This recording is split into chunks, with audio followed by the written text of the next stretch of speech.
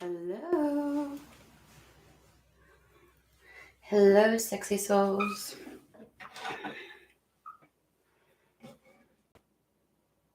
So I tried to... Hey, Trisha, how are you? Where the hell you been? Busy, I know. Believe me, I know. You doing good? Bitch. What does it mean? Really? Good. Well, I just dropped my fucking...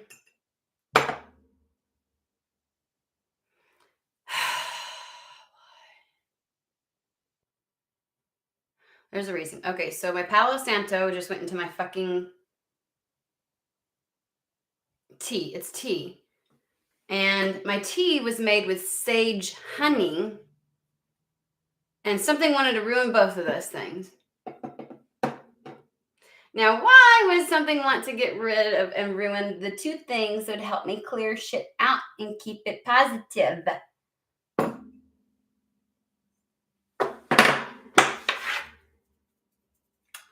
So I'm going to put this down. Oh, man, that just pisses me off. I just tell you what, because that was good. That's some good shit. So anyhow, so let us switch gears. Not so fast. All right. So before coming on, I was like really debating. Okay, so here's the process. It was like, should I go on? And it was like, well, I don't know. I don't know if I've got the energy for it, right? Like, it's been a long day. Little man, not little man, medium man, middle man, had some stuff at like competitions and things like that. So you know how it is. You go and do all that kind of stuff. You're around people and peopling and all kinds of things like that. And, and then you come back and you're like, okay, it might be nice just to chill.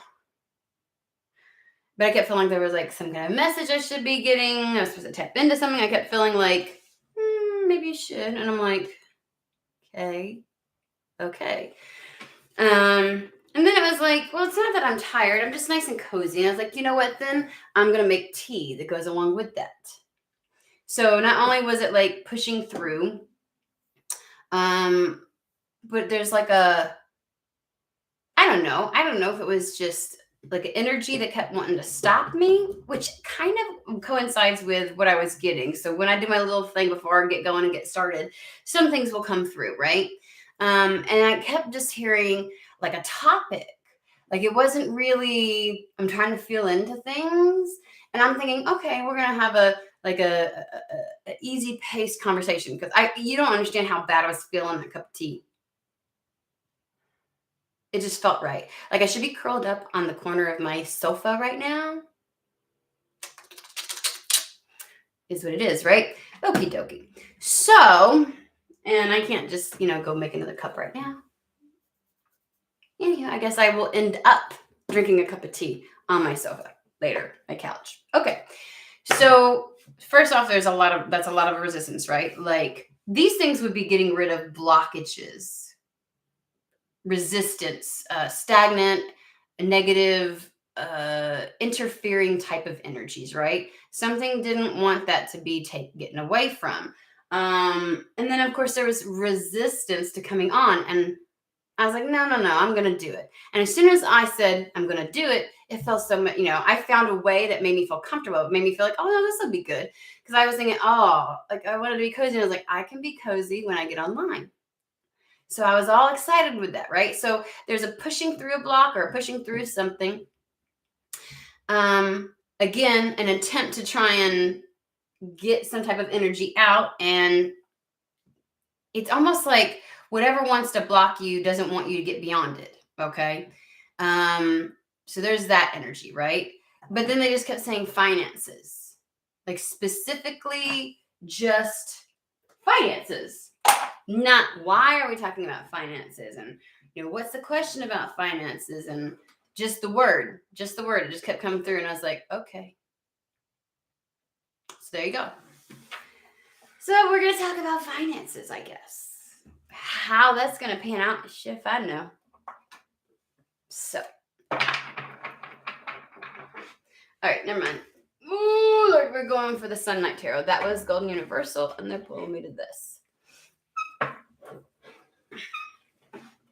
Okay. Oh my God, what the fuck? You know what?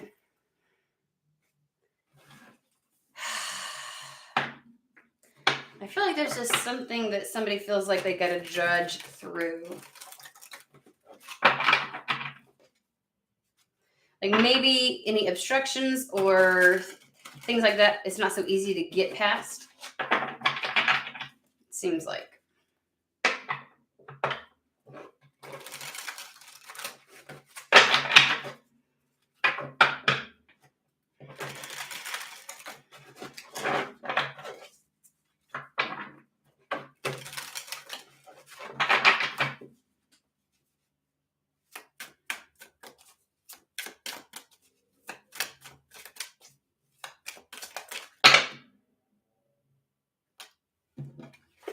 Well, you want, okay, if we're going to talk about finances, and it feels like there's some kind of blockage to it, or like you trying to push through a blockage and it's just doesn't, you keep being thwarted. Oh, that's a fancy word. You're thwarted. Am I saying that? I think I'm saying that right. Okay.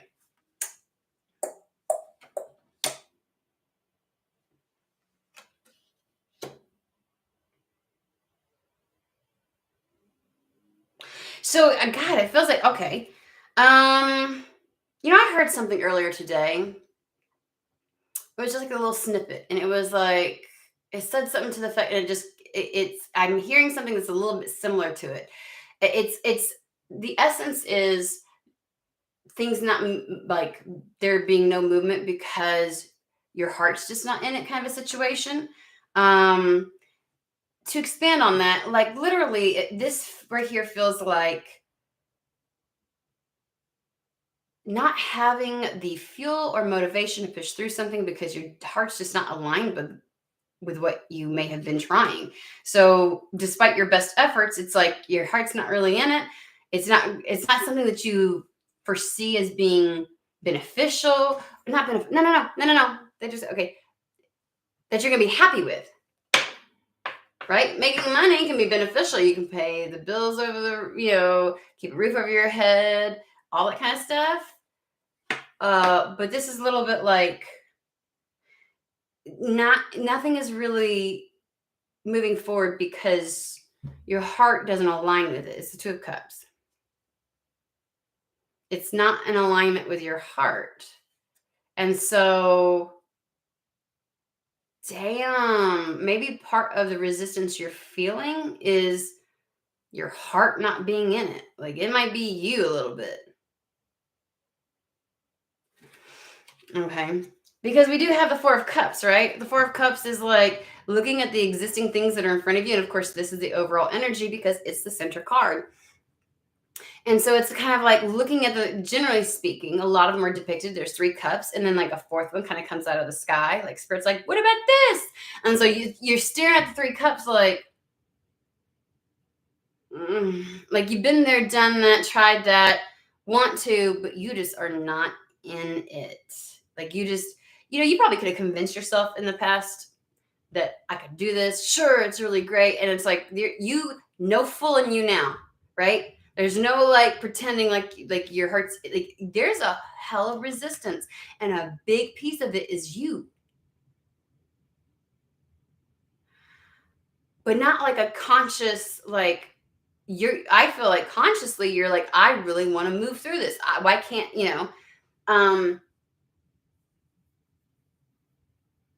and the whole idea and the whole point of the Four of Cups is another option comes in, one more aligned with your spirit, one that's more spiritually connected to you or spirit led, right? Because that's why there's usually like a 4th cup. It's like whatever's in front of you is not appealing.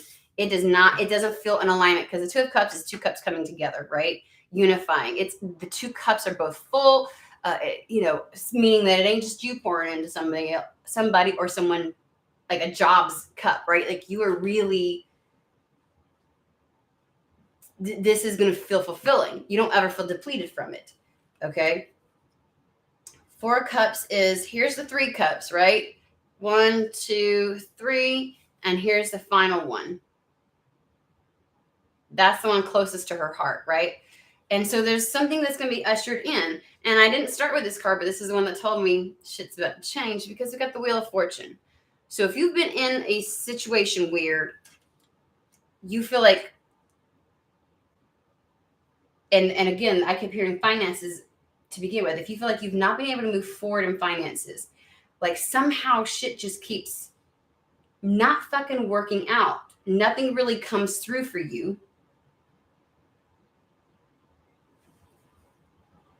Like there's just like something's always, you try to remove the obstacles and it doesn't fucking work, right? Sage and Palo Santo. You try to get rid of any of the energies that don't belong. You try to, clear and reset.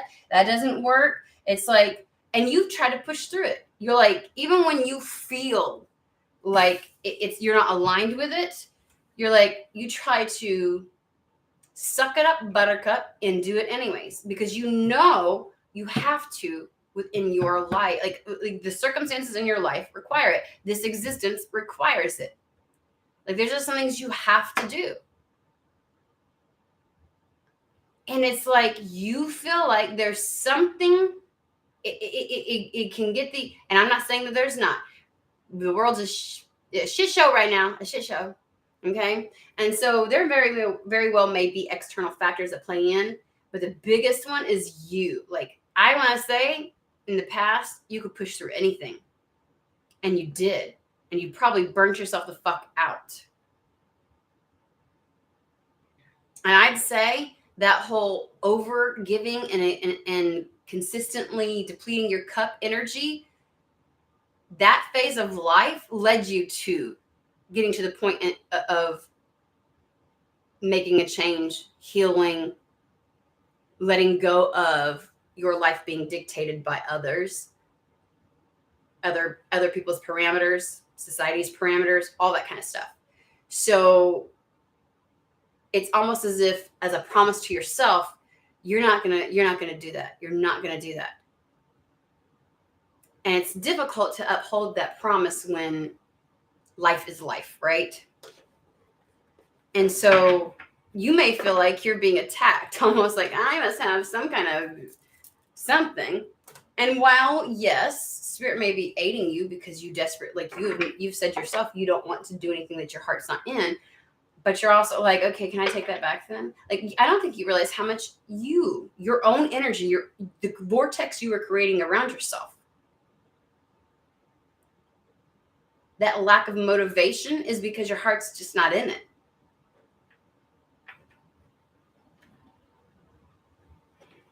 Okay. But that's going to change. Something is changing. So whatever you've been in, it's almost as if those obstacles or those blockages, the resistance to you being able to push through, one, but also for you to be able to just to finance this period. And I think it hinges around something coming in that is going to be in alignment. Hence why the Two of Cups is here.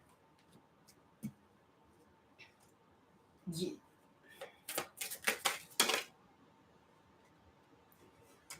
Well. So whatever's coming in, you are going to thoroughly love it. It's, oh my God, it feels so in alignment with you.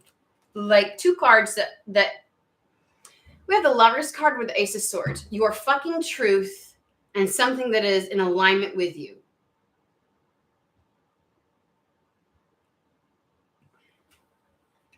It's a coming together, coming into union with something, coming into union with a completely new path. Because if we're talking about a new path, a new trajectory in life, Ace of Swords.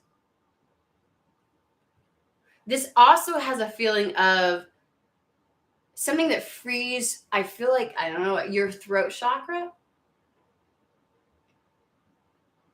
Maybe whatever avenues your expression is what they're saying. Whatever avenues you've been looking at do not sufficiently give you the opportunity to express your truth or to express what your heart really feels. So it's maybe it's one of those situations where it's like the job or whatever you do to bring finances in is literally just going through the motions and doing the tasks and things like that.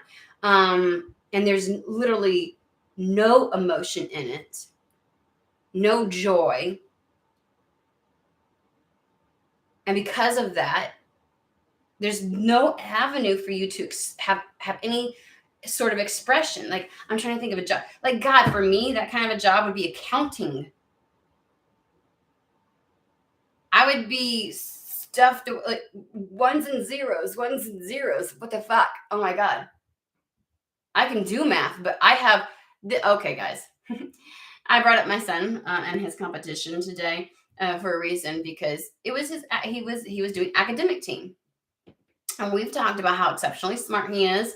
Um, Not the only smart child in the world, but like I'm talking like the smart where it's like he has a love of it. It just makes sense to him, right? Like we all like to gravitate towards something that just makes sense to us. And we've always got those people who are like, I could never do that, right? Well, he's one of those that numbers make sense. He just anything black and white, and it's like he thrives at. And of course, that's the reason why he's on the team, right? And so he wouldn't be as good at it. I gotta be honest with you, if he didn't also like it. I used to be able to I would always score great. I always scored great. College, whatever. I did my statistics, all that shit, right? Research and statistics. Did it all. Even in my master's level. I can do it. I don't like it. Right? So it's like a buoy to me. It's like just because I can do something doesn't mean oh. So, but for him, he's like, yes. And I'm like, what the and we need them. We need them motherfuckers. I'm just saying. Okay. But that's the way this is. This is what it feels like. Like to him, that's like the greatest expression. And there's so many things that he's enthralled with that involve numbers. And we all think that like developing games and being an engineer and all that kind of stuff, like you're like, ooh, this sounds really fun until you realize how much math is involved. And then you're like, I'm over here going, never mind. Because I could start out gung ho on that shit. I could push through it, right? Like we were talking about trying to push through something. But eventually that shit's gonna get snuffed the fuck out. Oh, there's no getting rid of the resistance to it, right? I can push through to an extent anymore, right? I could get into the numbers thing and all kinds of stuff and all that kind of like at least to that degree, and I'd be like, good, and then I'd be like, oh my God, this is a prison sentence. I gotta do this for the rest of my life. 8 hours a day, like I would die. Him, exciting. Him could get what I could do in 8 hours done in 2. What a way to make your mama feel stupid. So yeah. So this is the kind of thing, like to him, that is expressing who he is. He totally gets it. He wants to get in there and that kind of stuff. Me, I'm like, no. So whatever this does, so when we say like your expression, like that's what I mean. You feel like you're being you in whatever this job is, whatever this field is. And that's why it's in alignment with your heart, because your heart feels like I get to be me in this job. And see how like being me isn't always I'm going to be an artist or I'm going to be a singer. Like we always think of, if we think of expression and creativity, like very singular type of professions. And it's like, no. This is just like the niche, like something that really speaks to you. And so your personality comes out in it. You don't feel stifled in it. You actually enjoy doing it. It piques your interest. It's probably one of the motherfucking things when you start doing it, like you lose your time, right? He gets so laser focused, like he comes out of it and he's done. This is the same child I told y'all during the pandemic when heaven forbid, I hate that this was the case. Other kids were struggling because it was over computer, and he's like, done in an hour. There's no way you did all your homework. And he did. You get on my nerve. Oh my God. I'm proud, grateful for him. We need people who are book smart, and we need people who are not. I have filled the latter. He can go ahead and do that one. Okay. I'm just saying. So that's what I'm talking about. This expression, your truth, it's completely in alignment with you. Okay. Lovers and the Ace of Swords. Because you feel uninhibited. Okay. Okay. And that's what you need. And I think that's what they mean by the Wheel of Fortune is coming, because your whole look, your outlook, like the prospects of that is changing.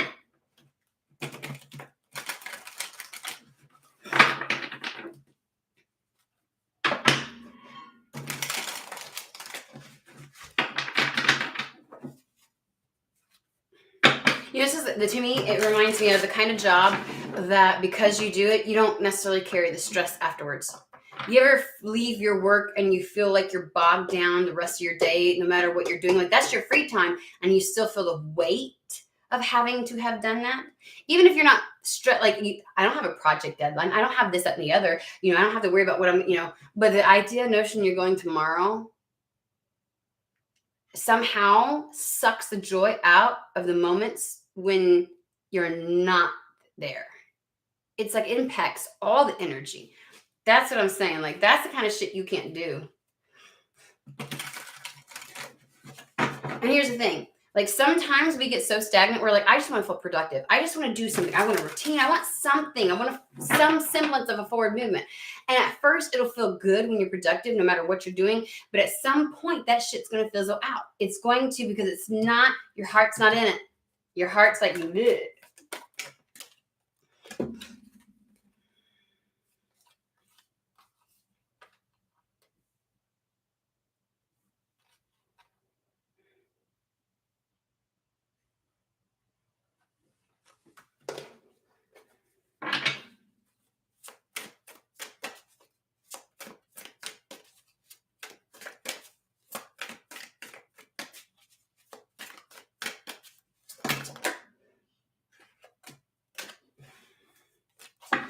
See, I get the sense, because we have the Seven of Wands with the Queen of Pentacles, and I wanted to clarify to make sure I was right, and we got the Strength card. Like, it took quite a lot for you to get to this place where you feel like, I want to call it homeostasis within, right? The Queen of Pentacles, the reason why the King of Pentacles has all the shit external to him is because he mastered his Queen of Pentacles, right? The mastery of having that natural balance within and honoring all the aspects, your mental capacity, like really honoring that, your talents, your skills, your knowledge, right?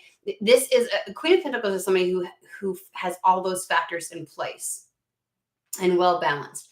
Your emotional state, like you are emotionally mature, and your cup is full. You've got, and the Wands, the Queen of Wands is, what your worth is, what you desire. You've got all those elements. And so they're like, protect that. Seven of Wands, because the Seven of Wands is on the hill of the Six of Wands, right? Six of Wands being victory and stuff like that. And so it's almost like protect where you've come, because it took great strength to get there, right? So let's ask a little bit about this, like this Wheel of Fortune. I want to know more about the Wheel of Fortune, because we understand now, we get the gist of what's been going on and what this change will feel like for you. But what is this change? And we want more about it, because somebody is asking about their finances. Somebody is talking about, they want to know finances. Madame and Doris fortune telling cards. So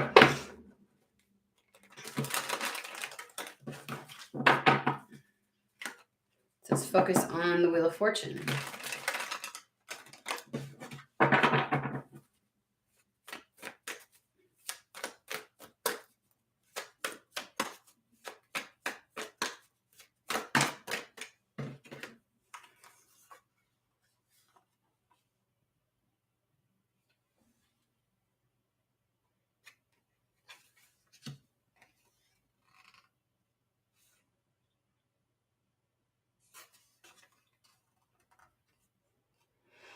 So funny that we are talking about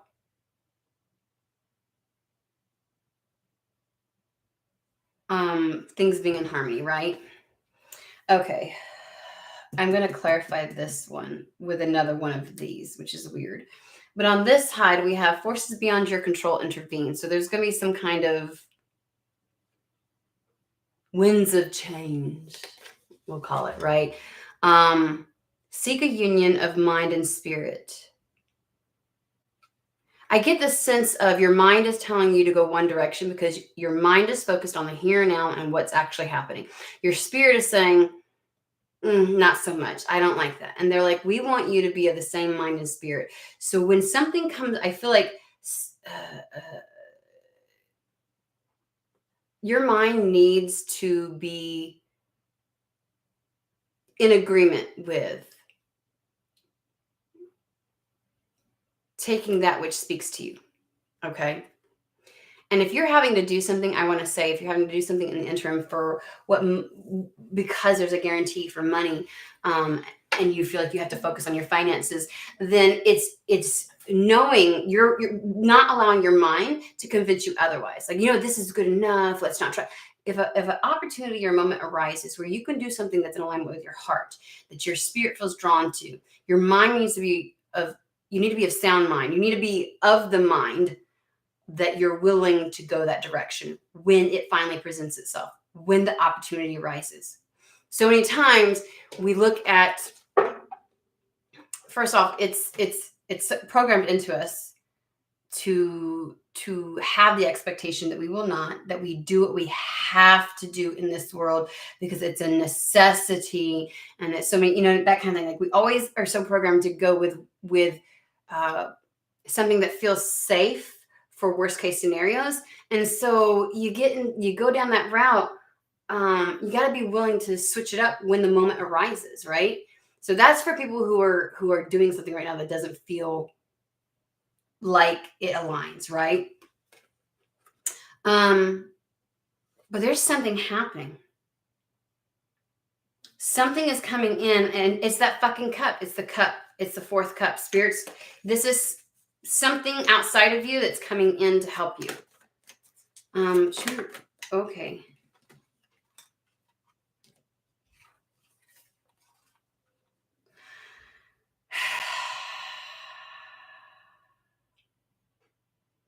Careful, okay, so we have choose your words carefully, right?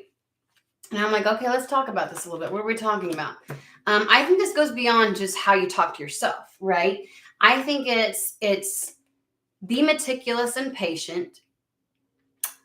I get the sense of there is some type of negotiation that could occur with whatever's coming in. And they're saying, maybe take your time. Don't just go, yes, because we might want to. But I don't give a shit. Like, I'm if it gets me out of here, yeah. But I feel like they're like, don't be too quick to agree to everything, because it seems like meticulous is really paying attention to the details. And there's a way, in my opinion, this is saying like you're going to be able to put things together in some form of negotiation, right? That will benefit you even more. I don't get a sense that somebody's coming in to take advantage of you. But let's say with certain jobs, there's like an industry standard, right? This, and this. I want to say whatever this is, you can lay down from the get-go, because once you get into something and there's these expectations, it's more difficult. It can be more difficult to say, wait, I expect this also. And it's like, excuse me, like from the get-go, negotiate your worth. Okay. This can go anything from, like, I used to work for an insurance company, a health insurance company. And in the beginning, they go through this process and they're trying to look at my experience and, the credentials and how does this look whenever we're talking about you, being like,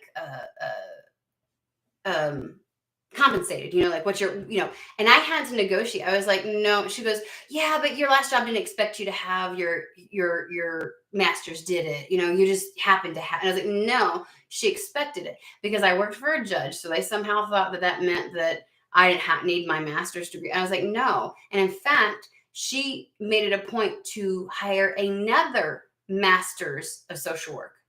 individual. I was like, she wanted somebody with their master's and in social work specifically. These were community outreach programs we were running for her. You fuck yeah, she wanted that. And so they were, because they were trying to give me, like, I didn't have any years of experience under my master's degree. So it bumped up my salary in the negotiations.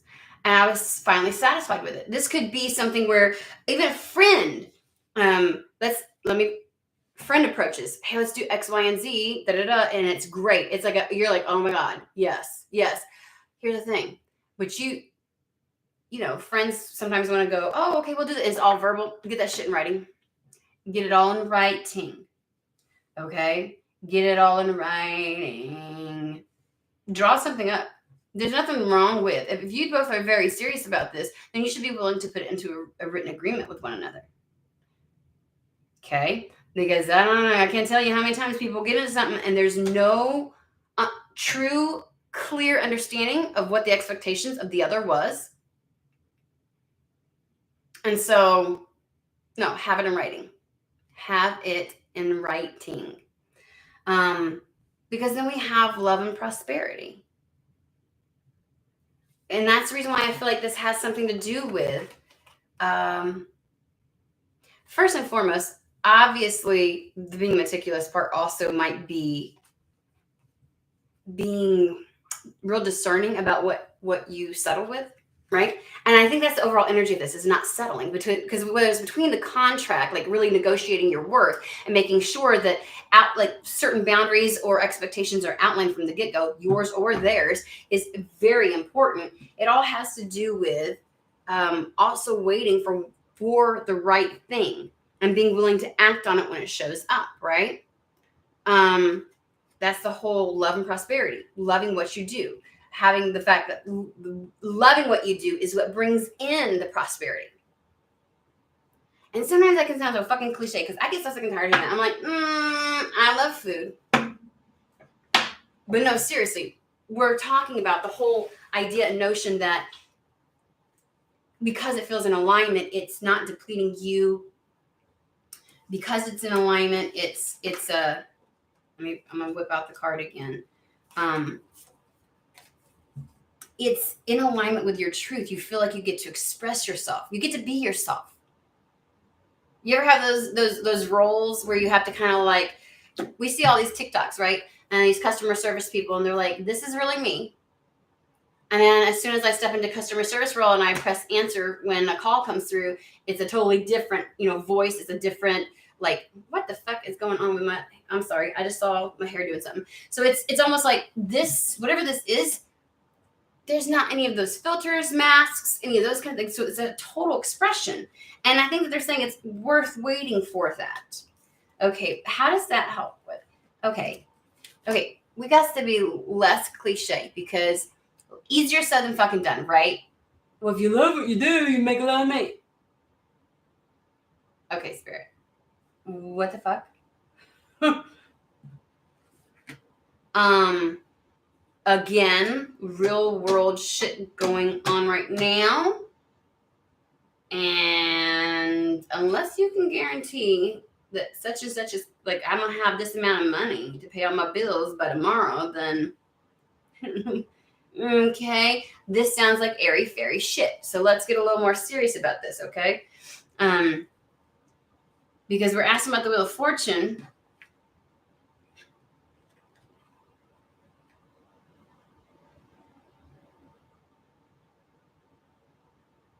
What do we do now? Nobody's going to ask about money if it's not got, if they've got plenty of it and it's not a worry or concern, they're not fucking asking about it. Well, that's not true. I guess, billionaires are always looking for the next, whatever. But the general people are not desperate to ask about that or to obsess over that. So what is this? Like, how does this impact or have anything to do with the very present moment?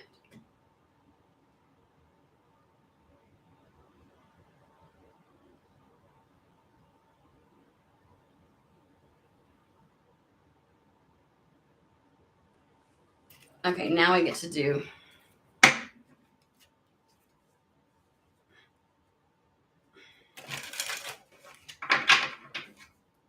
I'm still looking at the Wheel of Fortune. Be willing to like, be willing, like the Chariot card. Mind and heart need to be in as one, right? So you can move forward. If both horses ain't going the same fucking direction, if they're not going the same fucking, you ain't going nowhere. Just as a friendly reminder, okay? So there's like, please be of the mind that you're going to follow your heart and soul when this thing arrives. Okay. Okay.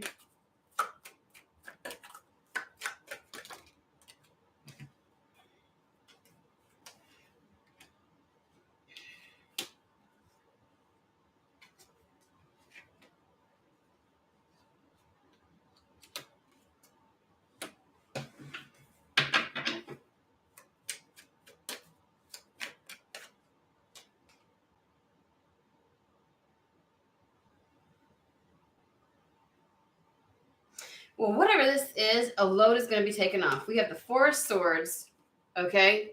Four of Swords with the Page of Pentacles and the Nine of Cups. So, okay, we hear you, Spirit. Trust. Like, I swear to God, it feels like a sleazy. Spirit is sounding like a. I don't mean to sound like this or to depict you like this, but you know the sleazy car salesman where they really try to slather it on thick and they're like, you're gonna love this, and then you're like, oh my fucking god. Almost to where you're like, I mean, you're slathering on so much. I don't know if I don't think I trust this.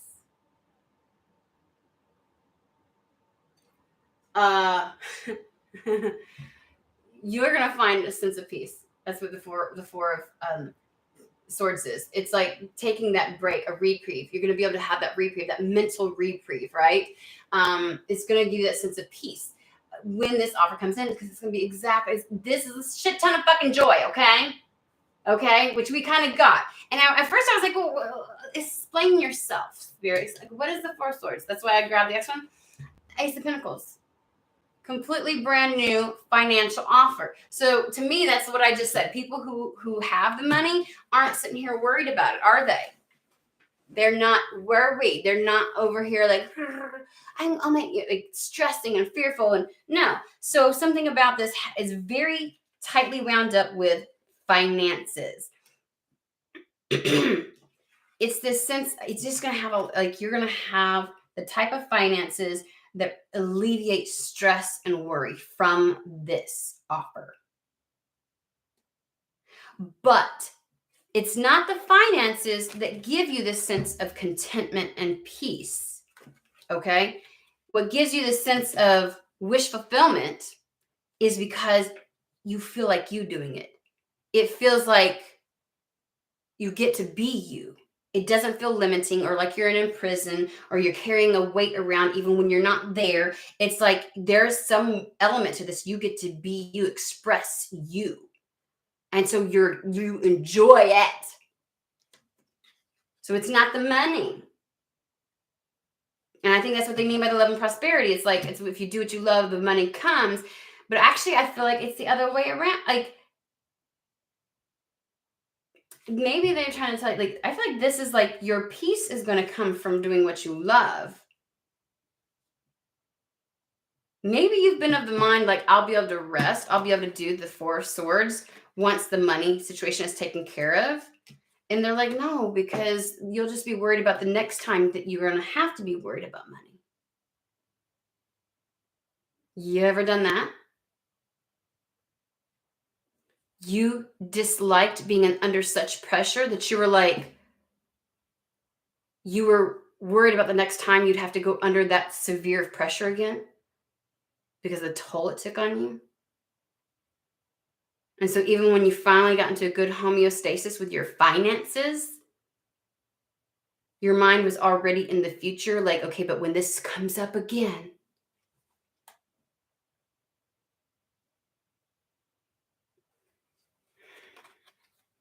Maybe that's why I said, well, maybe not billionaires, because they're always worried about having to make the next, just keep their status.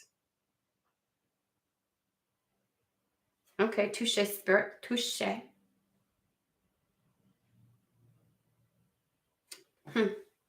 Maybe they're not saying the money, I was interpreting this, and I get it. And I think a lot of us do this. That's why I got a little ugh at the whole, if you do what you love, money comes. Bitch, no, I eat food and I love it. You don't understand.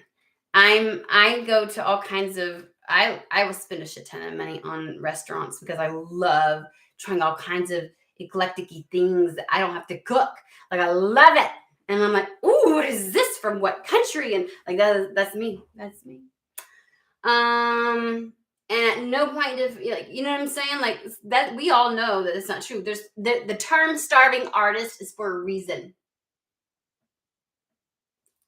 We ain't dumb, spirit, right? So it gets kind of that cliche fucking saying really annoys you. And I think they're going, no. We're not saying if you dedicate yourself and do all this with you're like working towards this because you love it and you grew through it, then eventually money will come. It's like, that's not what they're saying. It fucking comes simultaneously. So I've got the whole, like, if you do what you love, they're just saying, that's why you got to negotiate. That's why you put down what you want. A lot of people want to sit here and feel like, oh, there's not a way for me to negotiate in this situation because I've never had a job like that. There's a million scenarios. We are so narrow-minded in the idea that negotiations are only for like top execs and things like that. And that's not the fucking case. I just gave you a scenario of a friend coming to you and saying, let's do this. Okay, but let's negotiate the terms of this. Who does what? Who's the expectations? Like, put that shit in writing. There's something about putting things in writing and knowing that you get your worth. There's too many people that get screwed over that shit.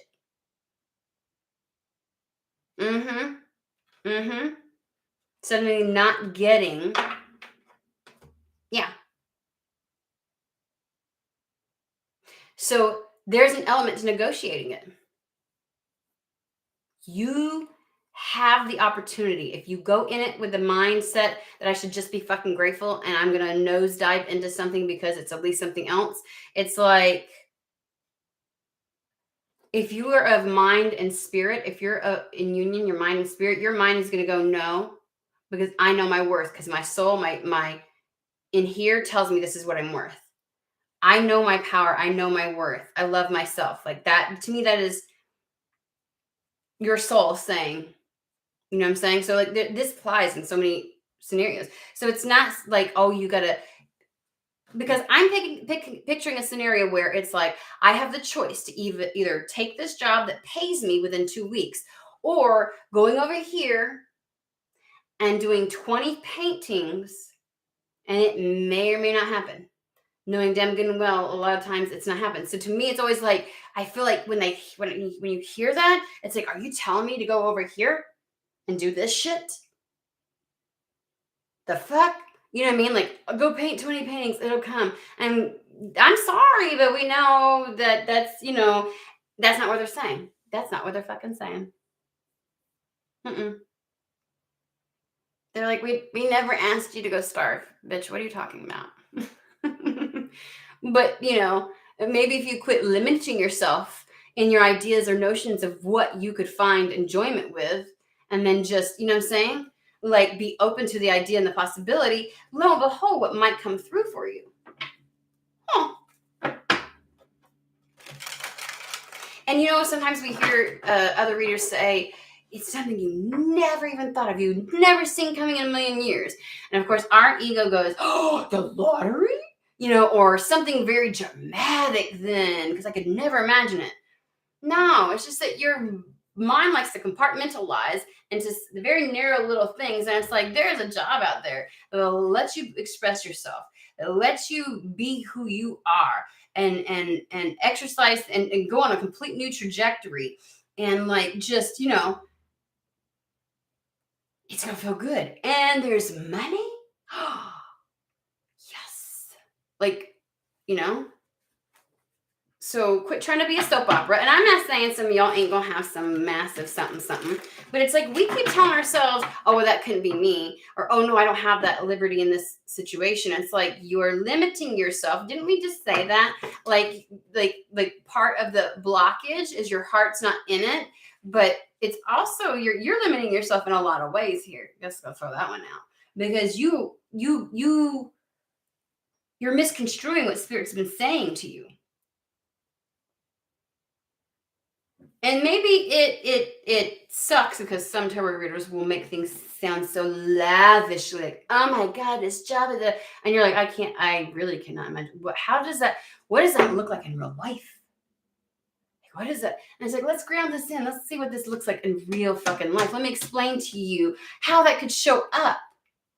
It's still the same energy. So negotiate your worth.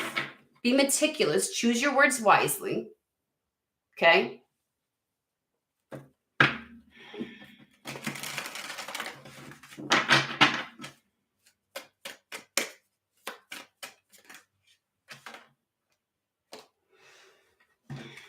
And be of mind and spirit. Have in union. Like have this in union so that because again, if spirit's going to intervene to make sure something comes your way, you fucking make sure your shit's in alignment. I could totally see spirit going, I'm not bringing shit in until you get this shit show. Okay, your energy, like be of sound, like I don't know why I want to say sound mind, like because that makes it sound like you're insane. But no, they're saying like, would you get grounded in and solid in your focus, solid in your knowing, solid in your trajectory, right? Like,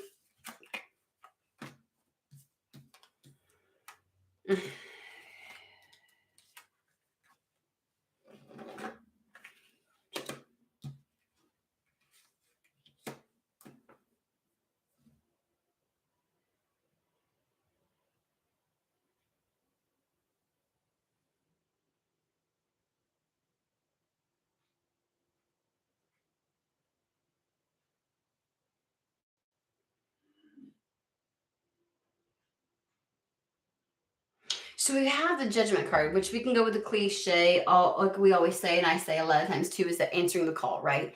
So in the judgment card, we have the spirit, the one bringing in like they're interfering, they're giving you the chance, they're gonna rearrange things so that that kind of thing. They're gonna do their part, but guess what? It's a co-creation. You have to do yours. It's. Do you know how many times we get to this place where we're like, I'll do this if you want. Spirit, just bring it in. If you just help me. Spirit's like, okay. And I bring it in and you're like, oh, that's not it. No, there's no way. No. But you said that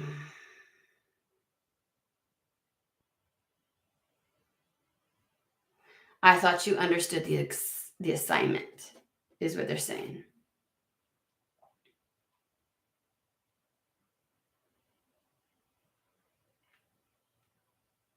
But they're also saying this is like a second wind.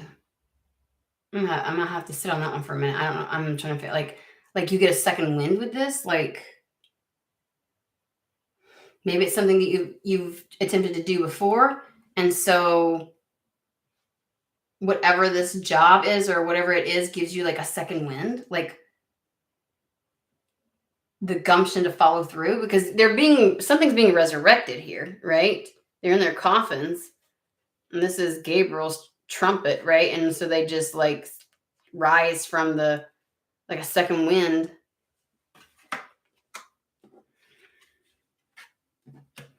But it really rests on you though, because and that's the whole point. That's the whole point. Spirit can intervene and bring something back your way or bring something your way that your heart can feel really, but you still have to be the magician still has to do the fucking work.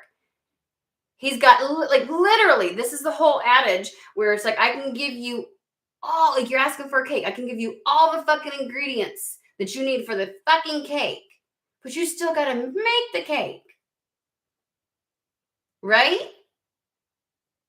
You still got to put this shit in the oven. You still got to like It's called co-creation, right? Co-creation here, people.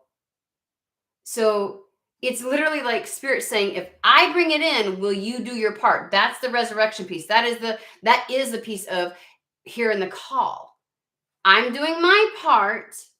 Will you do yours? Okay, so let's talk on that for a little bit.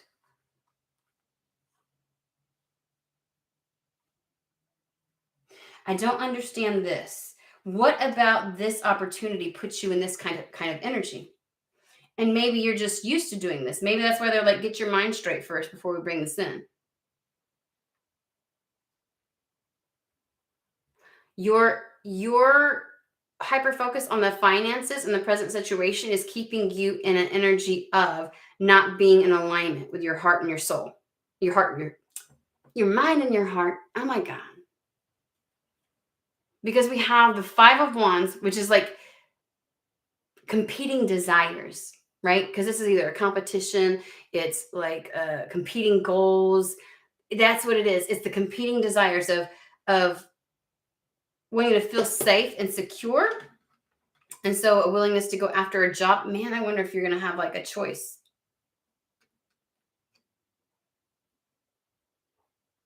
I get it. When this opportunity arises, it's going to feel a bit scary, or it's going to feel okay, let me explain. Like you are going to, when it arises, there's something about it where you feel like muscle memory, you want to go back to the tried and true jobs and tried and true methods of making money. And so you get caught up in your mind. Like there's competing goals here, right? You want to feel safe in something. That's what it is. That's the reason why you're focusing on your finances. You want to get beyond the blockages. You want to get beyond whatever resistance there is. You just want there to be progress in regards to your finances. But there's an element of whatever arise, it putting you in a because you haven't done it before, it's brand new. It's like, can I? And of course, spirit's like, yes, you can. You have everything at your disposal to step into this and do it. But it's a matter of, it's not even a matter of you. Like, it's weird because I feel like at any other given moment, you would be like, I can do that. I could totally fucking do that shit. Like, like one of those scenarios where you're like, the motherfuckers holding this position are underqualified. Like, you could do a better job. This. But why, when it presents itself, it feels risky. And so you're like, I probably should do something more traditional. Maybe it's something that where it feels it's up in the air, like its longevity or its potential for longevity seems up in the air. And so you'd rather stick with something where it's like, this job's not going anywhere, even though the pandemic taught us that that's not true, right? Is there something about this that feels too flighty? Because again, like I said, like you feel really protective of yourself, almost overprotective to the point where you're gonna make a mistake. And so you're in your mind. You're hella in your fucking mind. Hey, pink flower. And so so why? Okay, so talk to us a little bit about this position or this offer and why it would put us into that type of energy, put them into this type of energy. Because they're like, we're going to do our part. We need you to do yours. Be in the energy where you are of one. Like your mind and your heart are like, this is it, this period. I think it's going to be, again, like they've always said, your mind, which is the thing that will almost deter you from going after something. But whatever this is allows you to completely just be yourself, express yourself, and be 100% you. You'll actually thoroughly enjoy it. And for whatever reason, I'm getting like a sharp ass fucking pain behind this is my right eye. What the fuck? Damn, that felt like a dagger.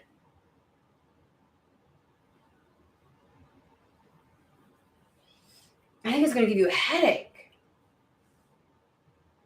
And this other, choose your words wisely, I go back and forth all the time. It could also be like, don't say no. What the fuck are you doing? So what is this position that makes us feel so hesitant to it?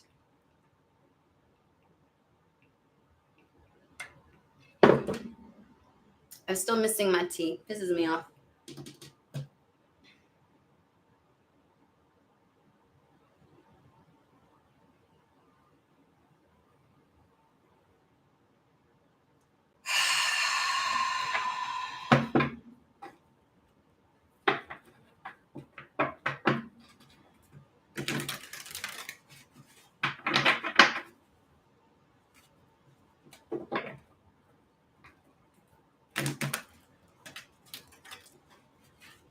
Something tells me that you're going to know right away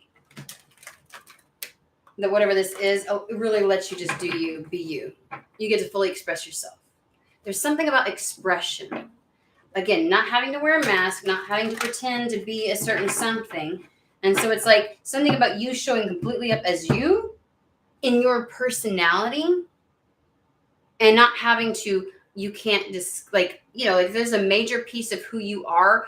There's been times where it was whatever that wasn't tolerated in your workspace.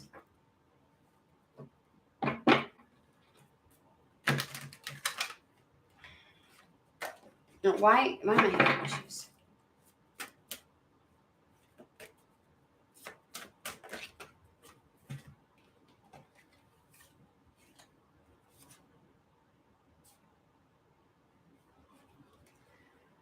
This literally just said every fucking thing I've just said.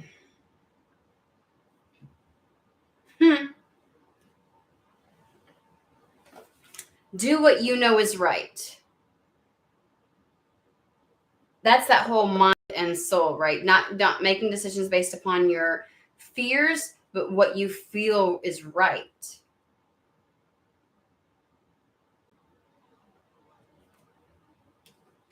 Not based upon these fears, but based upon the fact that this feels really fucking good.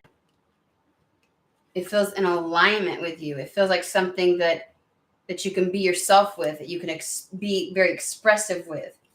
Your personality will shine through, and it's okay. Then we have a time of positive change, Wheel of Fortune again. Situation moving forward suddenly, fortune being on your side, and then lo and behold, mind and heart. I described the cherry earlier. The card didn't come out, but it was the energy of it. I know how to read fucking cards. I know how to put them together. I'm like, oh, this is like, you need to chariot.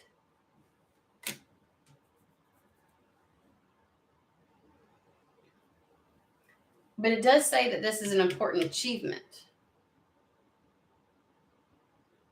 Why does it feel so immense enough that we would be scared of it?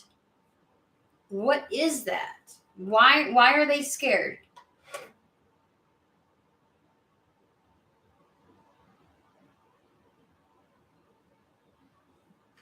Like, I just can't imagine.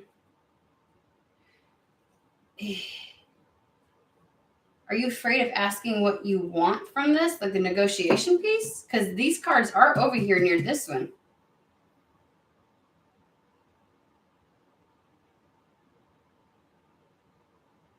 Maybe the competing goals is I need to know if this is something that feels like it's not, like there's a risk to it, like there's a level of risk, that would be all the more to negotiate your worth, like putting the safety measures to know that if things don't pan out exactly, that you're covered for a period of time. Or maybe this is such a new business, like you're like, I don't even know if this is going to take off. Like, maybe like the friend scenario. It's like, so there's a level of the competing goals is your sense of safety in this world, security, basic needs being met. Like, I feel like versus chasing like a dream or feeling completely fulfilled. I don't understand why, what is the, I need to shuffle.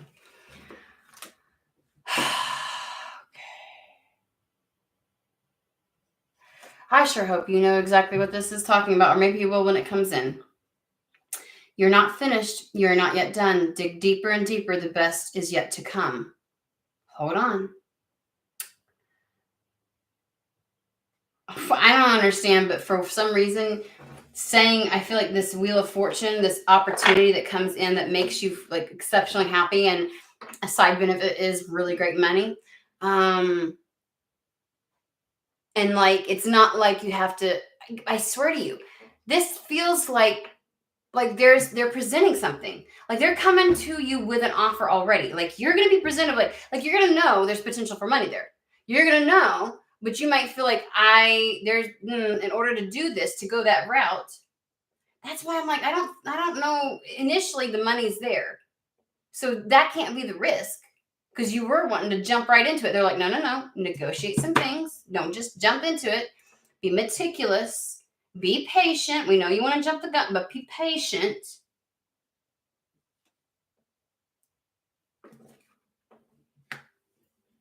Choose your words. Make sure whatever's in this contract is. Fuck if I know, y'all. God, they've been real shice. I don't want to say it like that, but real shitty when it comes to timing. It's like,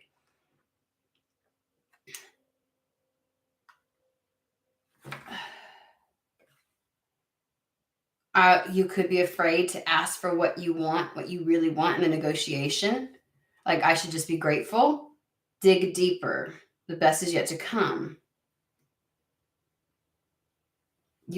There's something about it. You'd have to dig deep. This scares you in some capacity. Then it makes me lean towards, because you'd have to step up, because Spirit did their part. Now you'd have to do yours. Is there something scary about what you would have to do in order to do this? Whatever this is, make a complete expression of yourself. You get to express who you really are, behave how you really want to behave, act the way you want to act. Like, it doesn't feel imprisoning. So if this is true, and somehow Spirit thinks you've got all the resources and tools, this is a fucking magician. So you're just not feeling, there's something about it that scares you. And I wonder if you're trying to use do you think you're going to fuck it up and lose out on it anyways? And so then you won't have the money, like the stability will be gone because it'll be taken away from you. Do you feel like there's too much responsibility and you're going to fuck it up and then lose out on this? Because there's some other job or some other option you're looking at as a safety net. And I'm like, well, it can't be the money if money shows up, whatever this is. So you must feel like, oh, I know I can do that though. It's almost like staying with the evil you know, because at least you know it. Like, better to be with the devil you know than the devil you don't. At least I know how to live like this. This is totally brand new. What if I fuck it up and I'm back in the same scenario? And that goes back to what we were saying in the beginning. The energy I was picking up on is being in that space where, with the Four Swords, remember? Four Swords, finally finding peace, because you're not used to that. You've been in a cycle. As soon as you got money and you were stable, you were worried about the next time that you wouldn't be stable. You were worried about the next time you would experience those tension headaches like I was having behind this eyeball, because you never really had long lasting. It's always dipped off at some point. So then I wonder, why are you looking at this like this is just going to end that way? And somehow the old option or the old way of operating doesn't have like that's going to happen. If you think that's going to happen, that can happen in any scenario. Why are you projecting it onto the future when the thing you're clinging onto from the past is the one that fucking did it? Because your ego, because that bitch will throw anything. The ego's only point of reference is that from which has happened in the past. It is a human filter, and that is it. So it throws and projects shit into the future to see what sticks. It's an unfounded fear. It seems really unfounded, doesn't it?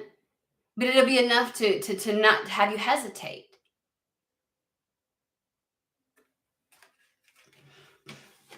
And the next one is a cure for your longing. Oh, shit. Damn, light. Yeah, you can't really see it, but okay, whatever. Love is happiness, a spark inside. Live deliberately and choose boldly, and then you have arrived.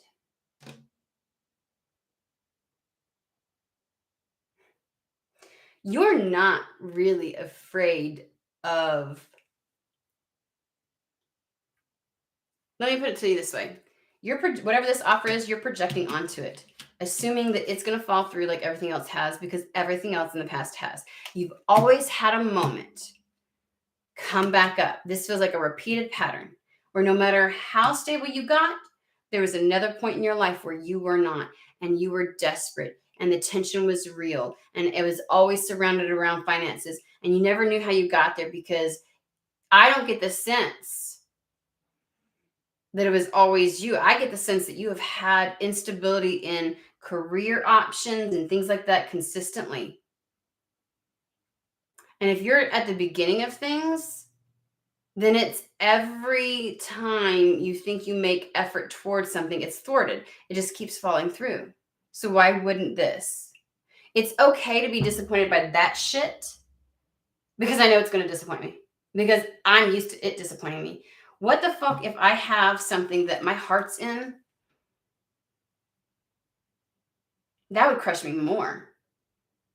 If I just do jobs that my heart is not in and it feels like a prison, it kind of makes more sense that that shit consistently doesn't work out, because something about that feels heavy, dark, and burdensome anyways as is. But damn, if you get into a situation where you really love what you do, and for once you get to express yourself, you feel unencumbered. You just, it feels good. And then that falls through. Like, that's going to hurt. That's going to fucking hurt. It's like, it's okay to feel like a failure at things you hate. I didn't like it anyways, but man, the pain that comes from feeling like you failed something you love, to have something we've all had something we love ripped out from underneath our feet before. Our feet, whatever. Like a rug. Even if it's a relationship. Just gone. And how many times do we avoid those fucking things? People, places, things, jobs, dreams, because we are so afraid of the pain that would come with that. So afraid of the experience of having that again. We'll fucking do without. In agony because we think that agony is not nearly as bad as this. I fucking get it.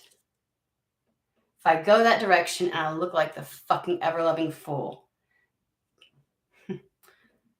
But if I lose out because I went for something I loved, I don't know if I could survive that. I don't that's the one thing I don't want the rug, and the rug can't be ripped out from underneath you if you don't go for it. If you don't. Because then it's at least still a dream, right? Maybe it's better to protect it, like it's like a dream, to allow it to stay in your dream state, your fantasy. It's kind of like meeting your heroes, right? Or they're like, once you finally meet somebody, you're like, oh, you're not exactly what, you know what I mean? Like, everything's better in fantasy. Even when we're talking about in relationships and we're talking about intimacy, guys, we all have those fantasies, and then like we live out our fantasy and it's like, I don't like this. You know what I mean? Like, it's this idolization of leaving something in a fantasy, leaving it in the dream space because it's protected there.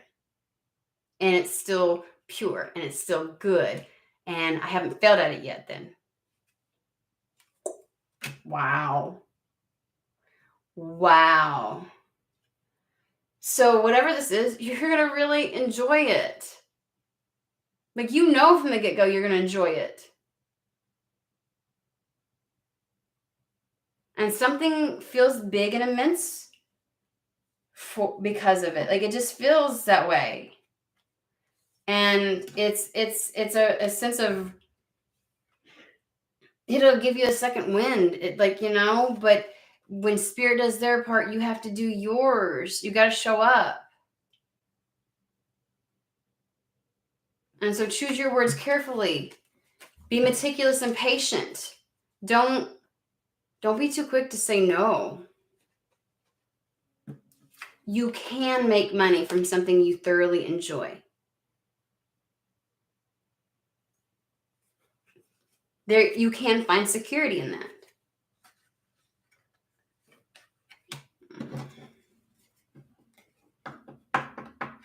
So whoever this is, you have felt on multiple occasions like a failure. And it's like, I'm used to that. I'm used to the shit show, but you know what? I don't feel like I cannot. And it's almost like you didn't get your hopes too high. You just kept drudging along. So you'd get another opportunity, you'd get stable again, and that shit would fall through at some point. Like if you started making progress and moving forward, you just knew on the other side, something would drop off.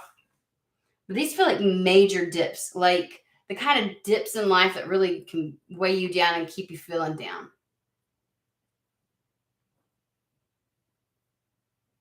Like, I just don't want to get my hopes up. Like I've made it through everything to this point. Like that would do me in. That would do me.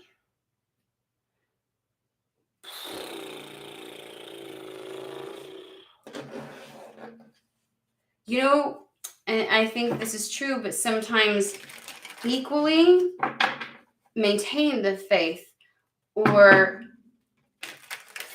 continuing to believe in the dream can feel just as heavy. Like the promise of it coming and it not ever showing up can be just as bad. But I think Spirit's like, you think that's bad? You missing out on it totally and being afraid of it when it shows up, that's even worse. So why don't we just wait until your mind and your heart are one? Some of you may not even be aware of this. Like, you probably think I'm a dumbass for saying this.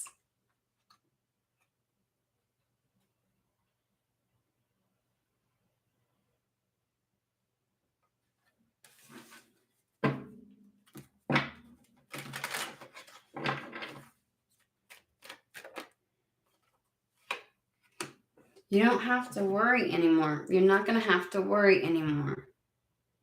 You're not going to have to worry. We have the casket and the thoughts. These are the thoughts that you're obsessed about, the things that repeat and mull over in your brain over and over and over again, that preoccupies your mind. Right? Because we have sudden wealth.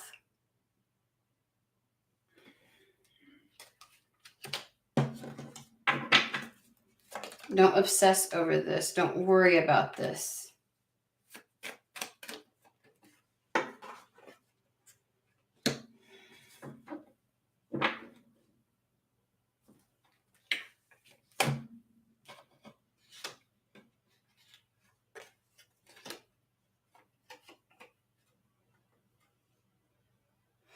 Yeah.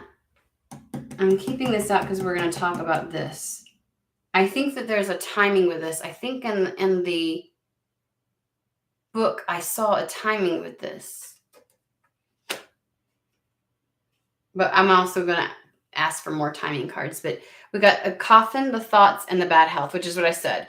Like the point to the point where you're worrying yourself to death. Like like the headache, the tension headaches. That's what this is. And I think that they're telling you to be wise. Mature man it can be a mature man, but it's also about wisdom. Like the worldly knowledge. Like real world application.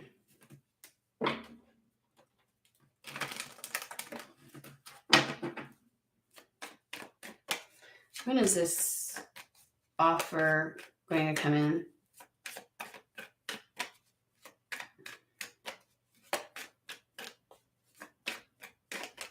And they've obviously said you need to get your of mind and heart. So that may, yeah, because you've really been waiting for it. Here you are waiting for the new opportunity, waiting, expecting.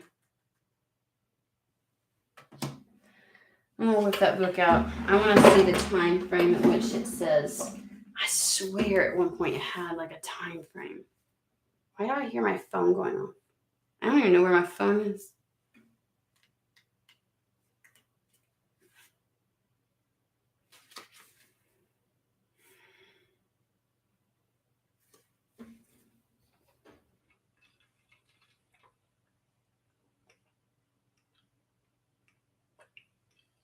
I know it did.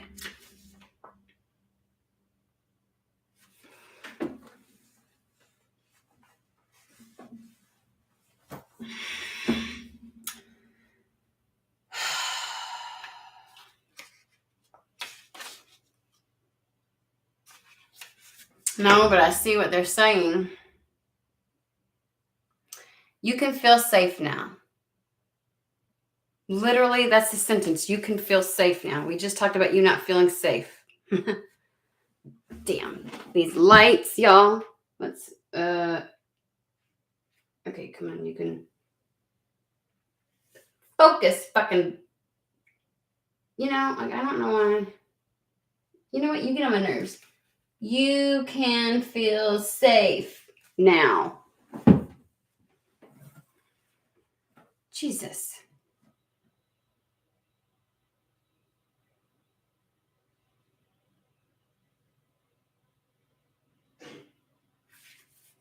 Security. A lot. So this just points to the amount. Well, when the fuck is this happening?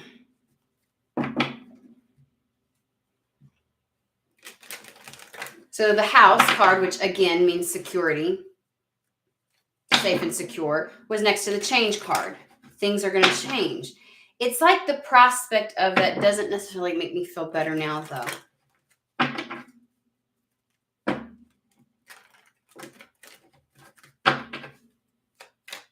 And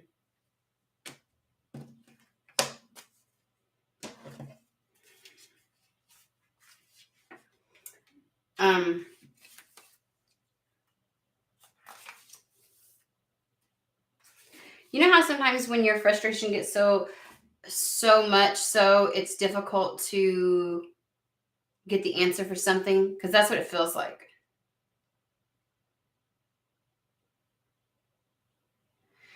It's funny because even this one says suddenly something meaning the world to you. And of course, sudden wealth can indicate suddenly, but it could be suddenly 4 months from now.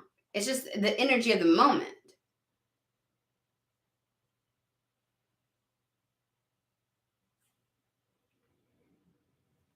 They're not giving us a time frame. And I don't want to keep begging for a time frame.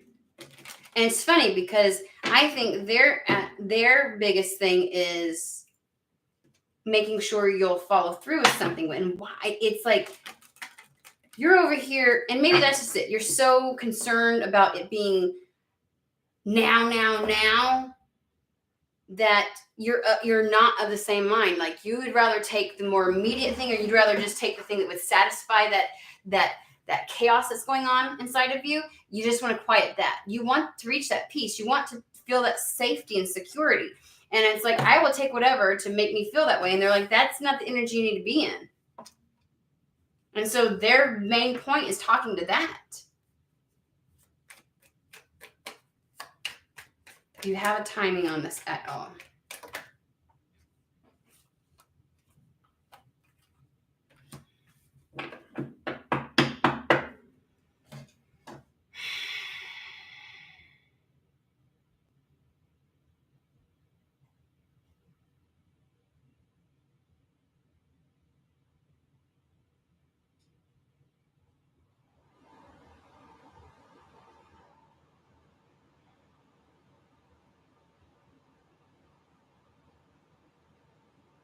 I'm still going to say make sure to...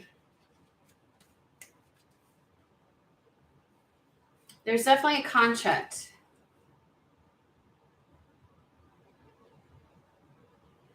And the community card is all about something that's beneficial, supportive. I'm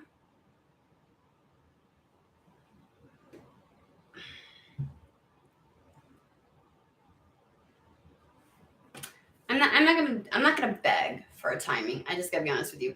There's been plenty of readings where they get very specific on timing, or they'll be like 8 of Wands, Knight of Wands. You know, like they throw shit out and they let you know. It feels slightly intentional. It feels slightly intentional. They want to be vague. It's going to feel sudden when it actually does. They want you to be of the right mind when you do this. They want you to be in alignment, like of the same mind and heart, like dedicated. Like how dedicated are you to choosing the thing that allows you to have pure enjoyment? And it seems so crazy to think, why the fuck wouldn't we? But your desperation for security right now may actually interfere and create a situation where it feels too risky. Because your desperation for security might actually go beyond just finances. It's showing itself in finances. And it's funny because I feel like you feel imprisoned by security, by the things that you felt were secure before, the routine, the limited parameters being boxed in, the set expectations. It's funny. It's just that was limiting and suffocating to you before.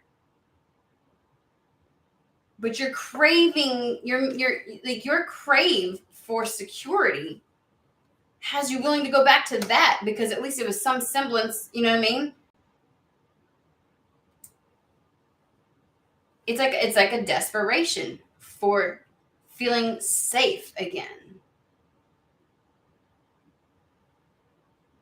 And it's like your desire to feel safe, to not have something ripped out from underneath you, because that's been a pattern in your life.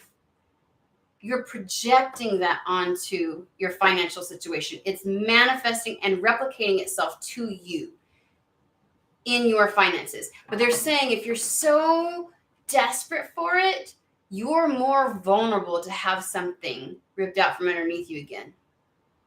You're just wanting to hold on tight.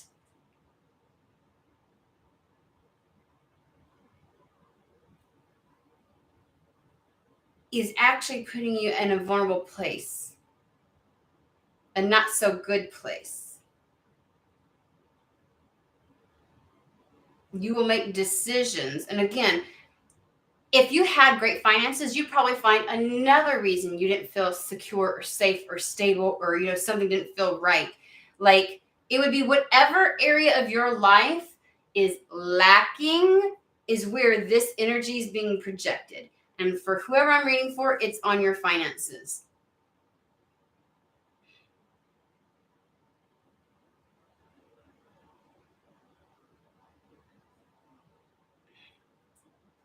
Which is like, it really has nothing to do with, you know, as within, so without. We see a lot of things reflected and mirrored back to us in our life. And there's just this sense of severe, like an expectation of it happening again.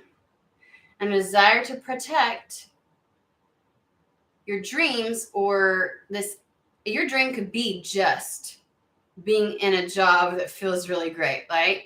Like when we play in the field of possibilities, trying to manifest something, we see ourselves being carefree and everything like that. And it's like, your life has taught you all of it goes away, or all of it can go away in the heart fucking beat.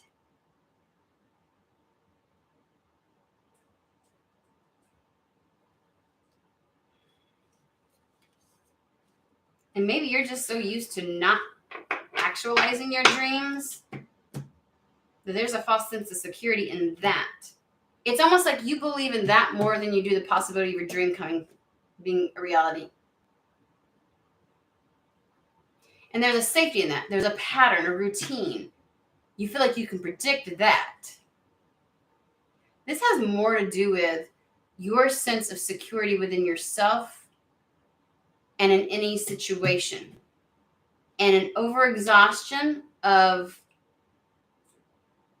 either abandonment or loss in your life, and having to live within suffocating parameters in order to feel stable in your life, in order to achieve stability. Yeah, in order to achieve what you saw as stability, which could, just to keep a roof over your head. You know what I mean? Like, you don't know how to separate the two feelings.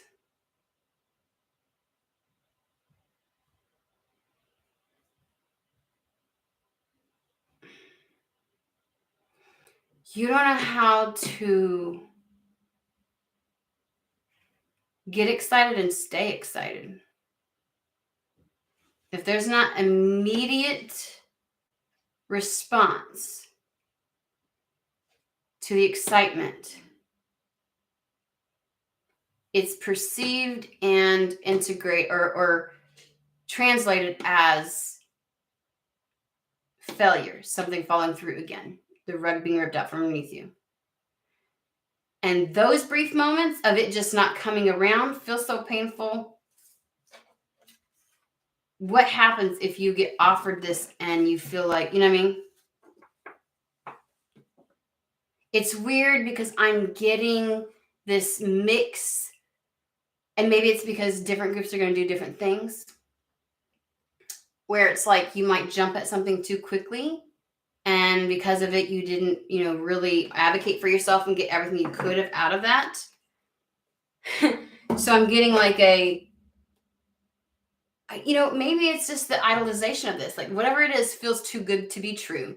Like, the energy of it we're not going to make it soap opera-y, okay? I'm not saying people ain't going to be the next biggest rapper or artist or, but shit, most of us ain't. So, but maybe the prospect of being happy and it's sticking around and being prosperous and it's sticking around feels too airy-fairy for us to believe in for very long.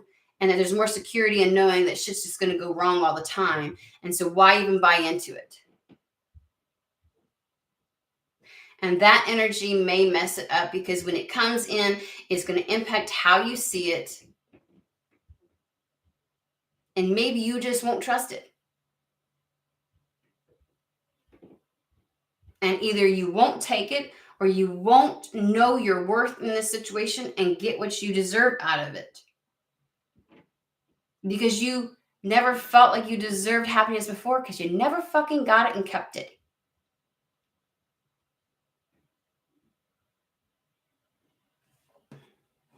You know these people who have money and then come into money or find a way to make money, and then suddenly for the rest of their life they have money? Somebody's very used to not having that. You could be the first person in your family to go to college, and the prospect of being a success and having stability in your life scares the shit out of you. And maybe going to college makes you feel like maybe I shouldn't. Like, there's this impact of it's bigger than what it appears to be, is what they're saying. And despite whatever you have done to work through that and to get where you are, they just want to make sure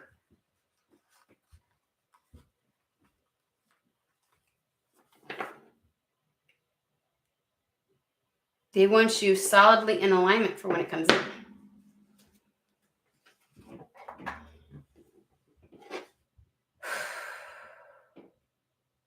My heart is beating like crazy.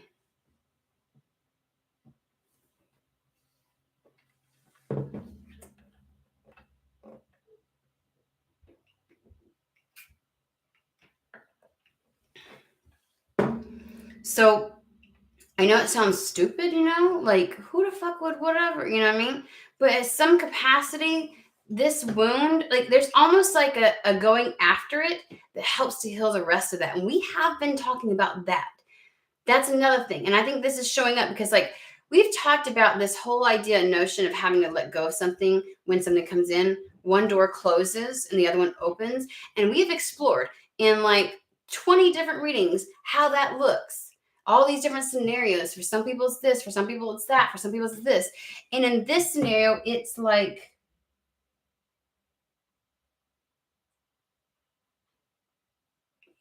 a dream feels better protected or feels better if it just stays a dream. And I feel more secure and protected in just believing the worst will happen again because it always does. And to never put anything too far up on a pedestal. And to be grateful for the scraps that I get and not, the fact that, oh, I get to have another 5-year period of good whatever, and not believing that it can last. Not advocating your worth in the scenario. Like, I should just be grateful that I'm not on the down, I'm back on the up. That's a sad way to enter your new beginning. And that's setting you up. And it all surrounds this wound. And it's like you really need to walk away from that.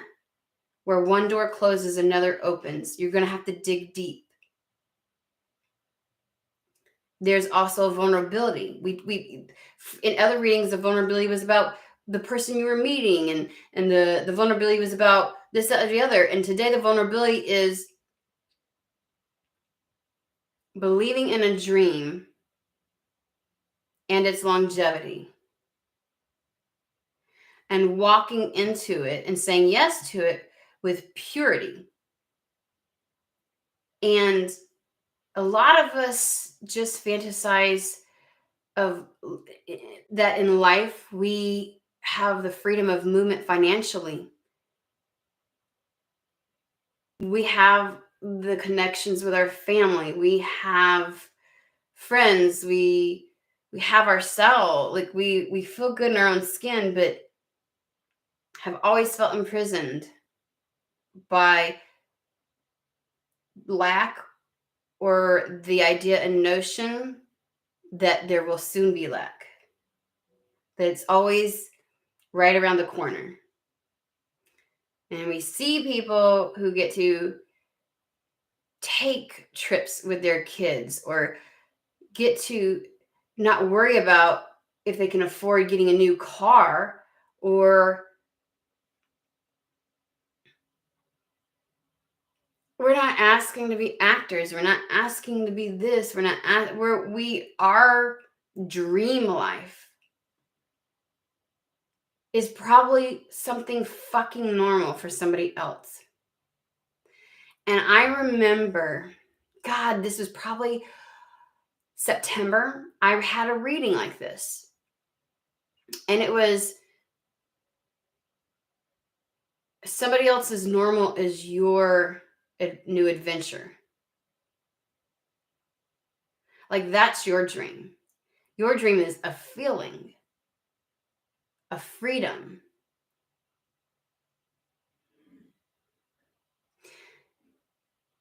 Because if you knew money was always going to be around, you'd feel even more free to dream of more things.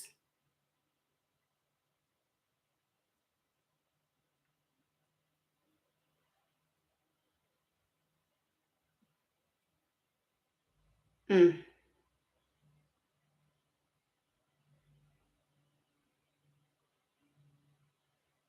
Always having to feel grateful for the brief moments you've had or for the breadcrumbs you've gotten.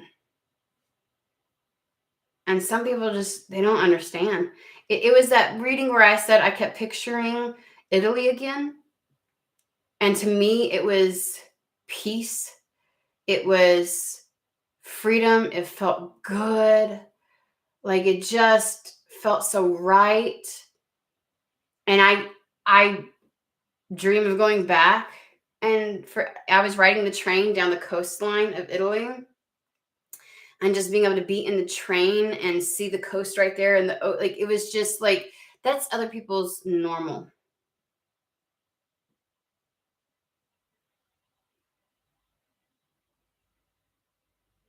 And we get reminders frequently, and we've had it a lot in our life that have taught us not to get too excited about our dreams, our wants, our desires. Because you get real fucking let down when it doesn't happen. And what happens if you believe this and you go for it and you get excited about it and you allow yourself to have that open heart?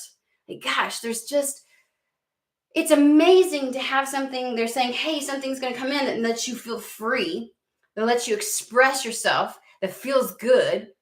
It's in alignment. Like, fuck yes. And you have money and you're over here feeling this way. And for some of you, that will impact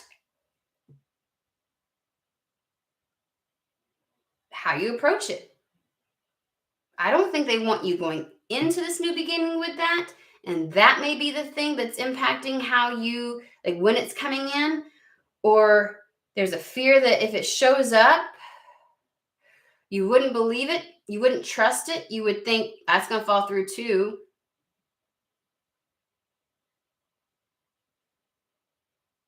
You're either going to enter this with the wrong energy or you're going to skip it altogether. That's what it feels like. So knowing your worth is also knowing that you deserve this and that it is possible. And I know it's really difficult for those of us who've never had that. I talked about how, like, I have a master's degree. I've never made $100,000, and there's people out there that do that. And I'm like, I've never made $80,000. I've never made $70,000. There are people right out of fucking college that are 22 fucking years old. Because of the profession they walked into, they start out at that. I look at jobs in my career field, they don't even have a master's degree. You know how demoralizing that is? That my profession is so undervalued that they're like, we'll give you this, but you still have to have a master's.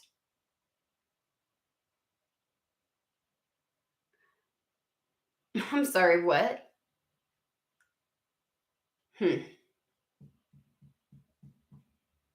There's people out there that have no clue what it's like to not make more than $60,000 a year.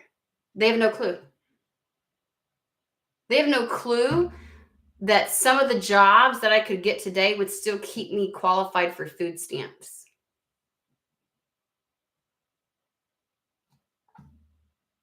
This is the energy.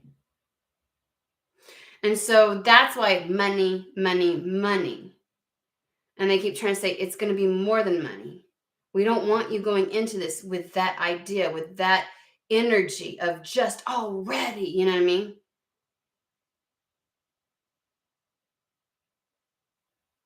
But there's also something about that kind that's going to impact somebody when it shows up.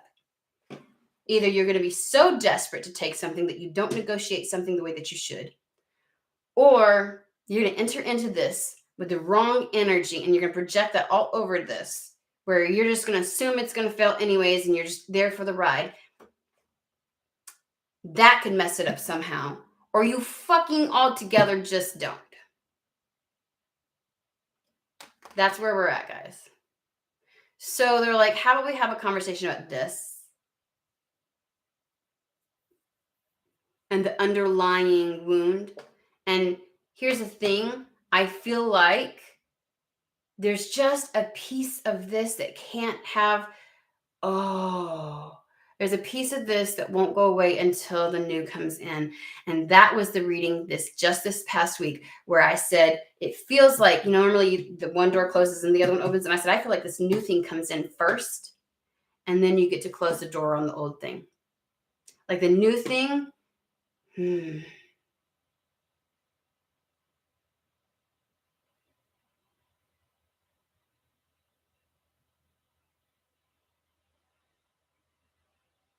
And it's somehow the act of walking through that door that closes the other one.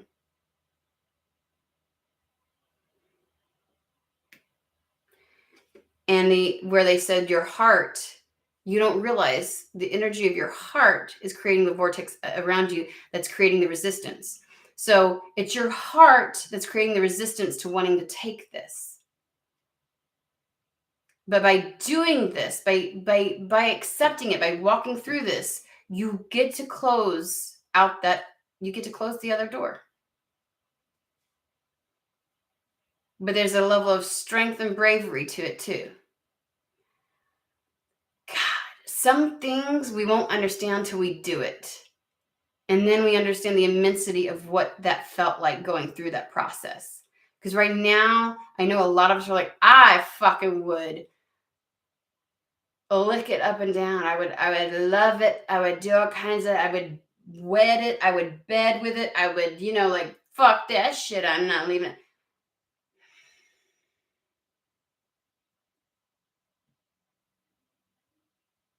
And they're saying, and it's just a reminder that whatever, money is just the problem at which you can put all this energy onto. There's just a deeper seated, it's bigger than just the money. That wound you've been working through, that last little bit, it's the feeling like life just fucking hates you then. Like you're just not one of the lucky ones. And you resign to it. And at some point, you'll be in the negative again. You'll be in the loss. You probably convince yourself that's why you should be so grateful for when you're not. But I got to be honest with you, even when you're in the not, you're never really involved in something that you can be yourself. So you're always feeling limited and imprisoned anyways. But at least you're not homeless, right? Oh. There's just this need for you to see the immensity of whatever this is. And to recognize what you're going through. I get the sense that when this happens, there's going to be a really good cry. But not because like a relief. It feels sad. Like you're going to cry for the person you used to be, for the person that had to carry you to where you are today. It reminds me of when I went through my healing journey, and I did go to Italy. I went to the Aeolian Islands, and we went up on a volcano, and I had this obsidian that I used during my healing process. And I took a shower with it. I slept with it. I did all kinds of things, and I used it as the conduit for that healing process. And I wanted to be so rid of her so fucking bad because I was so sick and tired of that bullshit. That by the time I came we did like a funeral for her, and I threw the obsidian into the volcano. And I got to that place, and for once, I didn't want to say goodbye. And she's the reason I got to where I was. And it's like, you didn't have, as many times as you might have cried tears in your life, or even here recently, you never really got a chance to mourn. And I feel like I want to say I'm sorry to my old self, whoever this is, like when it happens, it's like a realization of the culmination of everything and where you're at.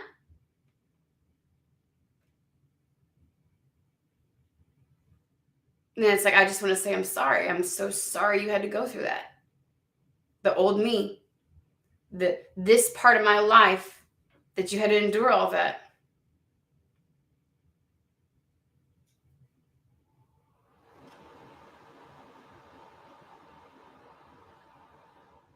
Mm.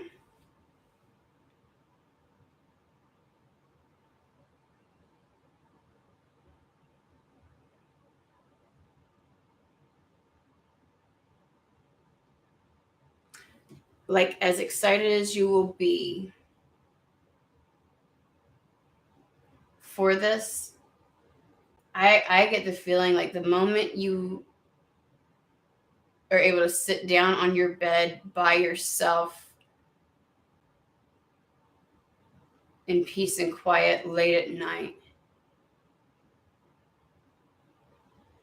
your heart is just going to ache.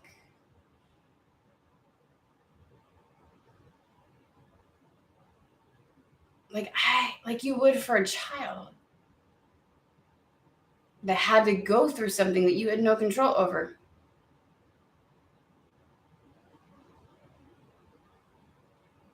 This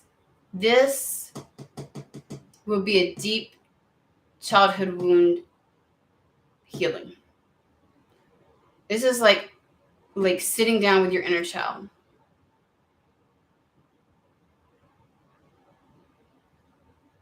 You know, a lot of times when we're going through it, we don't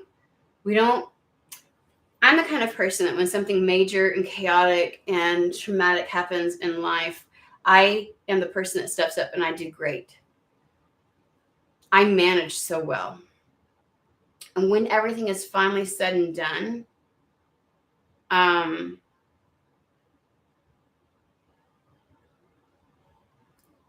everything should be settled, that's when I lose my shit. Because I held it together, the energy I held within my body, everything to get through that. That happened after my dad died. And I feel like this is going to happen for whoever. It's like,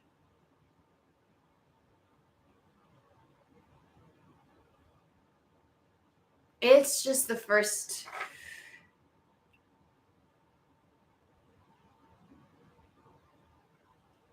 real exhale is what it feels like.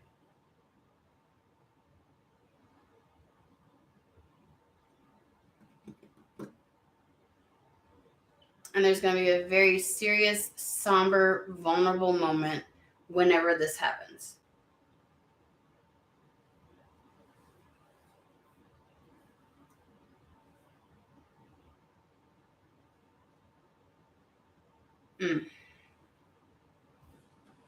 So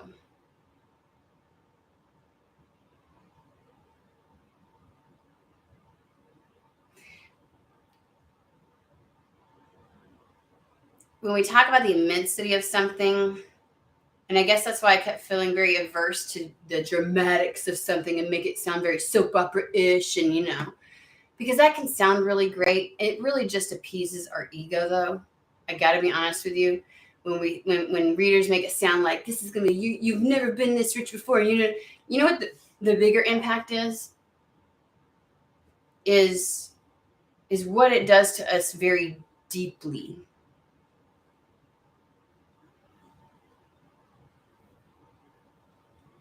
That's where the immensity is. It's not what's happening external to us, or because it's going to be a lot. It's going to be exact. It's going to be a lot. But what gives it meaning is what it does. Like when they're saying this is so much more than you realize. I literally want to cry right now, guys. I really want to just, like, I'm sad that I couldn't have done it for her sooner. Like, I'm feeling like I'm looking at my inner child. Like, I know that was hell. I promise you, we're safe now. That's what I want to say.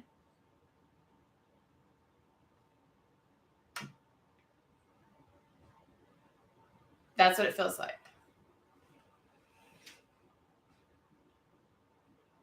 And you never did that with any other plateau or any other time in your life where things got stable again, because you just knew. You couldn't look at your inner child and say it's safe now because you didn't feel safe. You didn't believe it yourself.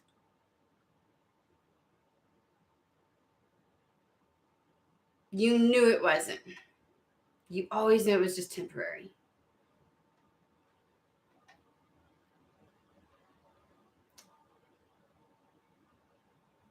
Mm. Mm.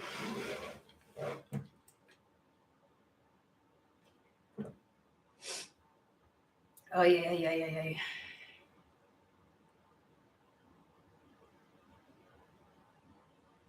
Like, God, it hurts here and here. Like, I want to, y'all know, like when you start to cry and you feel like your whole throat muscle, like, I'm like, damn, it's huge. It's just,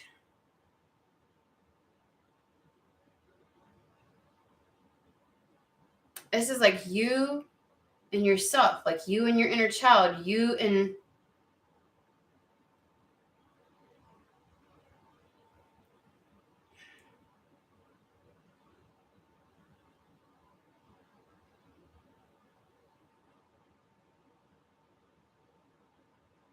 same as if, and some of you all might not have children, but I know you know. Like when you look at your child or a child who's scared,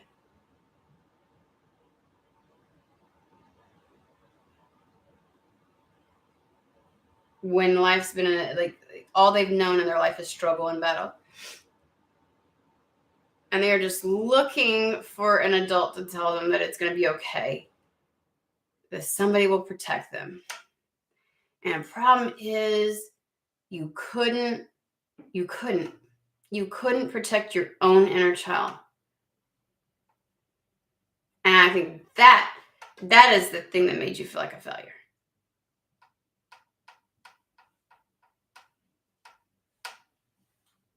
And what if you finally believe that it's done, that you've achieved true stability in life, and the rug gets pulled out from you and underneath you again? That's why your heart's so involved in this. And that's why your heart is also the reason that you're real resistant to it. It is creating that vortex around you. Protection. Because wouldn't it be even worse if you told your inner child that it'll never happen again, and it does?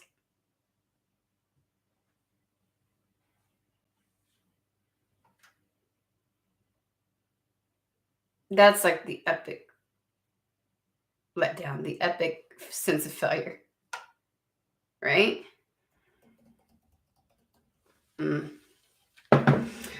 Well, there were a lot of twists and turns in that, but it makes sense.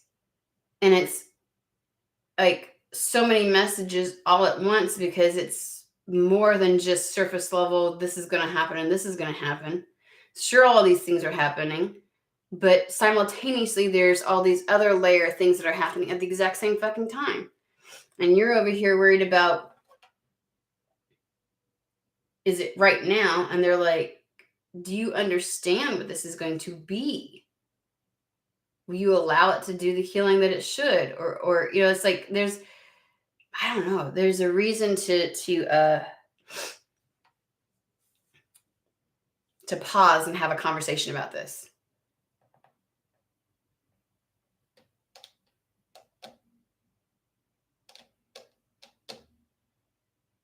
And yeah, I didn't get a timing on it.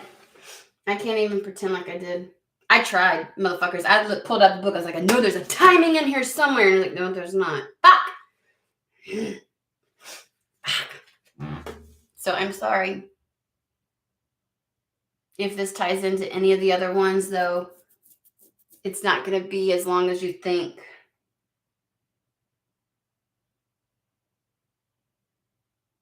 But it will feel suddenly. It will feel sudden. Like this is your life and your expectation, and suddenly one day it's no longer. Can you imagine not ever having to worry about that again?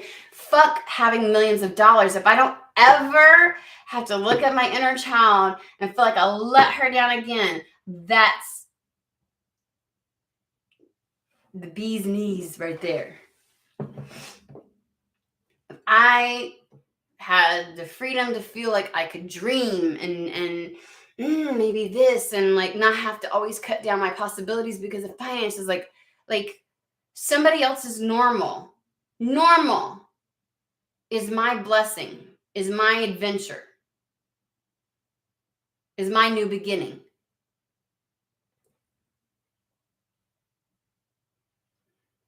So,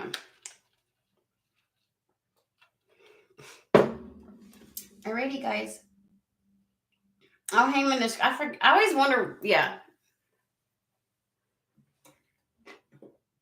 So, alrighty. Well, I hope that was beneficial and helped you all. Yeah. Thanks for joining me tonight and letting me in on that energy, because that was some vulnerable shit right there.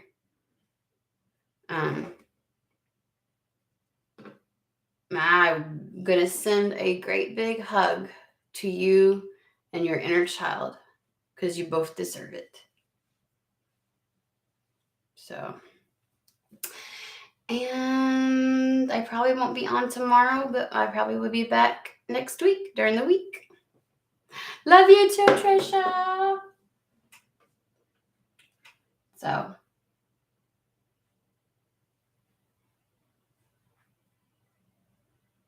yeah. All right, people. Love ya. Have a good morning or night, wherever you may be. And I will see you in a couple days.